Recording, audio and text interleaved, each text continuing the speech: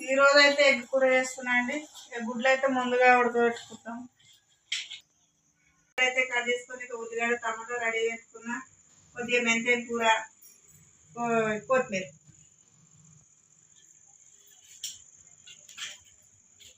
అయితే అయిపోయింది. ఇక కూర అయితే చేయాలి. పప్పు నూనె వేసి ఫస్ట్ ఉల్లిగడ్డ వేపుతా. ఉల్లిగడ్డ కొద్దిగా మిక్స్కి వాడతా, పచ్చివాసన రాకపోతే ఇప్పుడు వేపుతా. ఉల్లిగడ్డ మిక్స్కి వాడితే తాలింపుకి వేయాలి, మంచిగా టేస్ట్ బాగా అవుతుంది.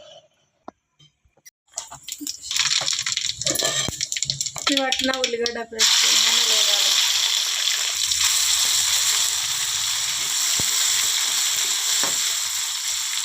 కొద్దిగా అల్లం ఎల్లిగడ్డ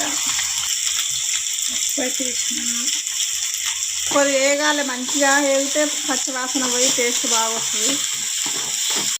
ఉల్లిగడ్డ వేగింది. కొద్దిగా మెంతం కూర వేయాలి. మెంతం కూర గిట్టగా కొద్దిగా వేగితే పచ్చి వాసన పోతుంది.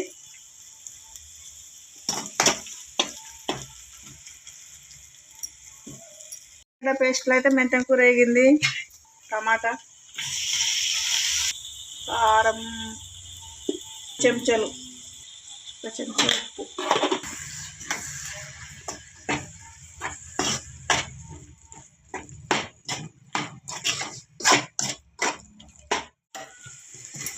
టమాటా ఉడికింది. ఇక కొద్దిగా వాటర్ వేస్తా.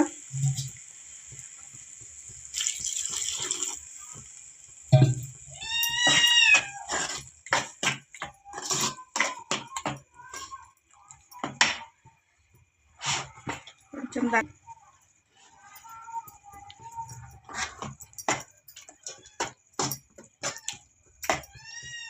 ఇక కొద్దిసేపు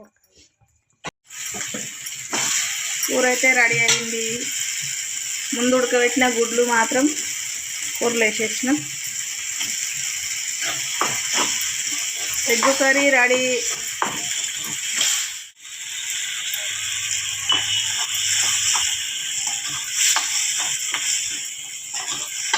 గుమ్మ గుమ్మ వాసన వస్తుంది చూస్తుంటేనే.